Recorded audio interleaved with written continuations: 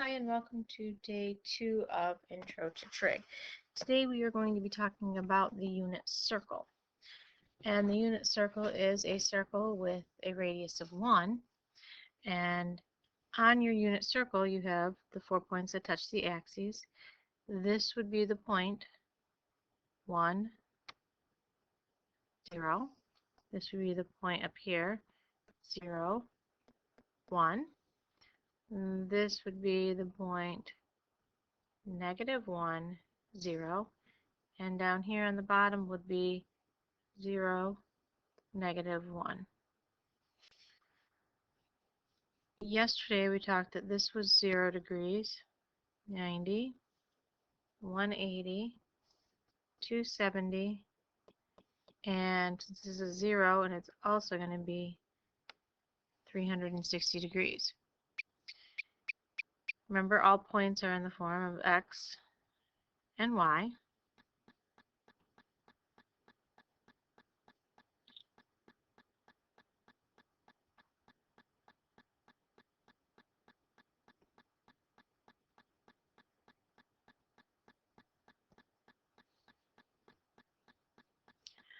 And inside my circle, I have a triangle that comes from the origin, and it goes out to the edge of a circle, and it drops down, and that's a right angle. The angle inside here is theta, and theta is used to represent an angle.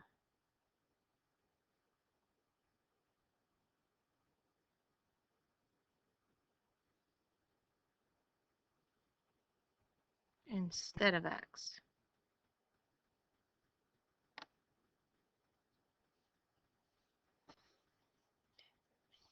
And in my little triangle here, my radius of my circle is 1, so that means that my hypotenuse is the radius equals 1. This distance along the bottom of the triangle is x, because I'm going across the x-axis. The height of my triangle is then y, because it's going in the y direction on the axis.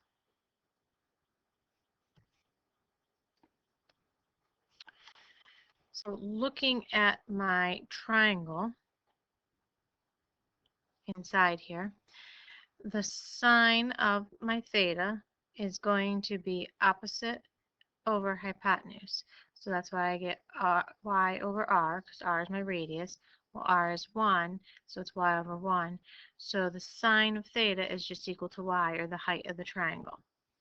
The cosine of theta is equal to adjacent over hypotenuse, so it's x over r. R is 1, so cosine is just equal to x. Okay, so cosine of theta is just equal to the x value. Tangent of theta is opposite over hypotenuse, so it would be y over x, but y is equal to sine x, and y is equal to sine theta, and x is equal to cosine theta, so we can say a sine theta over cosine theta. So if I look at the sine of 0 degrees,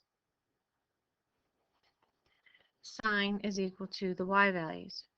So at 0 degrees, my y value is 0. So the sine of 0 is 0. The sine of 90, looking at the y value, is 1. The sine of 180, look at the y value, because sine is y, it is 0. If I go down to 270, the y value at 270 for my coordinate is -1. At 360, my y value is 0. Cosine theta is equal to x. So when I'm looking at my ordered pair, it's the x value. So when theta is 0, my x value is 1. At 90 degrees, my x value is 0.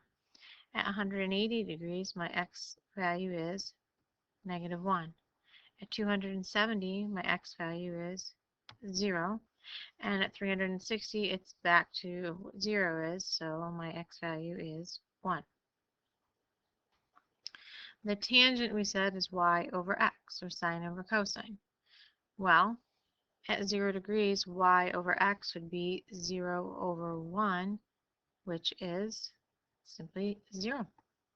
At 90 degrees, y over x is 1 over 0, which is equal to undefined.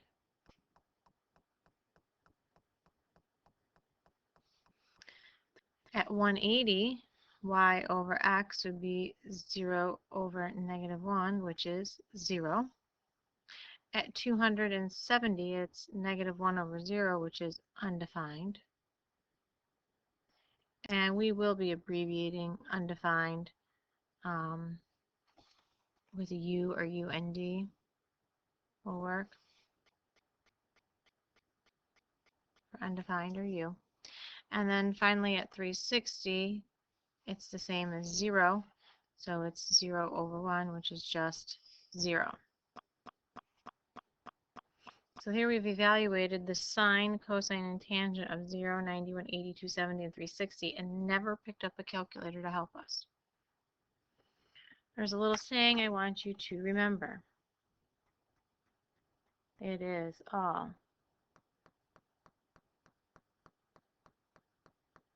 students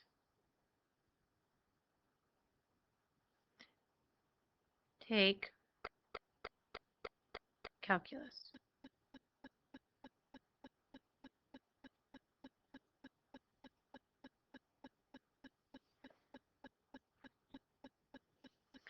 And we need the A, the S, the T, and the C. In quadrant 1, all of my values are positive because x and y are both positive. So that means that sine is positive,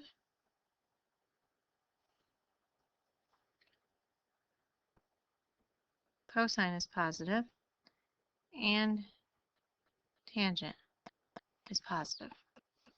In quadrant 2, S would stand for sine. And in quadrant 2, everything is negative, positive. So the sine is positive because my y values are positive. Cosine is negative because my x values are negative. And the tangent would also be negative because if I have an x and a y, tangent is y over x, one's positive and one's negative. When I divide, my answer is going to be negative. In quadrant 3, the T stands for tangent.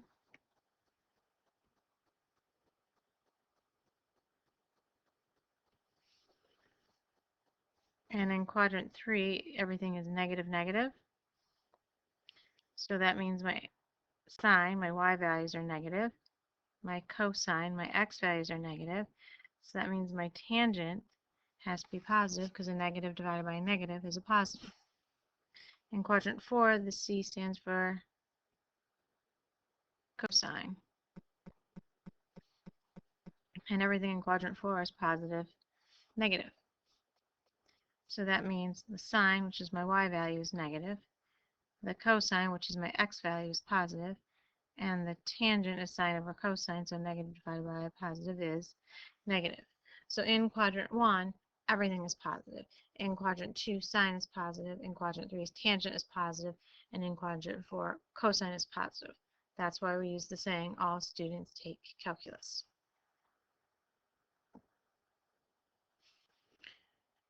So, what is positive in quadrant 1? Well, they all are. So that's sine, cosine, and tangent. In quadrant 2, sine was positive. In quadrant 3, we said tangent was positive. And in quadrant 4, cosine was positive. What you will see me doing a lot in this unit and units to come is my all students take calculus, my quadrants. So what quadrant could theta be in? This is kind of like where's Waldo or where in the world is Carmen Sandiego? We have clues, we have to figure out what quadrant we're in. So if sine theta is greater than 0, that means it's positive. And cosine theta is less than 0, that means we're negative. Sine is positive in 1 and 2. And cosine is negative. Well, if cosine is positive in 1 and 4, that means it would be negative in 2 and 3. And where these two happen to overlap, what they have in common is quadrant 2. Sine is less than 0, so that means that sine is negative. Well, sine is negative in quadrants 3 and 4. Cosine is greater than 0, so that means that cosine is positive. Cosine's positive in 1 and 4. Tangent is greater than 0, so tangent's positive. Tangent's positive in 1 and 3. Sine is less than 0, that means sine is negative. Sine is negative in 3 and 4.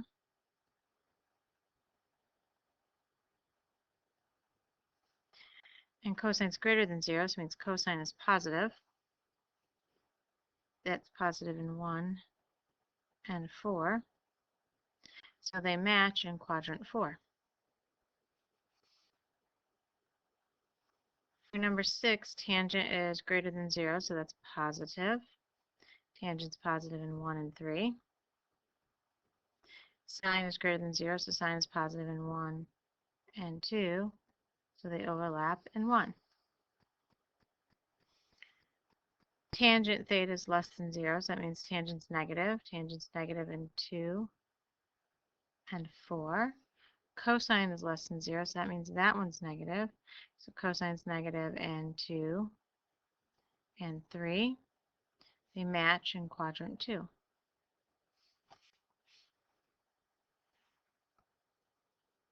For number 8, tangent is greater than 0, so that makes it positive. Tangent's positive in 1 and 3. Sine is less than 0, so that makes it negative. And sine is negative in quadrants 3 and 4. So they match in quadrant 3. Number 9 is the same type of problem. It's just giving you an actual value for the cosine of theta. But all we really care about is the sine. Since it's negative, cosine is negative in 2 and 3. And tangent's greater than 0, that's positive. Tangent is positive in 1 and 3. And they match in quadrant 3. Sine theta is equal to negative 3/5. Again, all we care about is the sign of the number, and it's positive, or sorry, it's negative, and sine is negative in 3 and 4. Cosine is less than 0, so that makes cosine negative. Cosine is negative in 2 and 3, so where they overlap is in 3. Now, if you notice these problems, when we were given two different trig functions, we were only in one quadrant. When we were given one trig function, we had the possibility of two quadrants. All right, that's it for the unit circle and playing what quadrant are we in.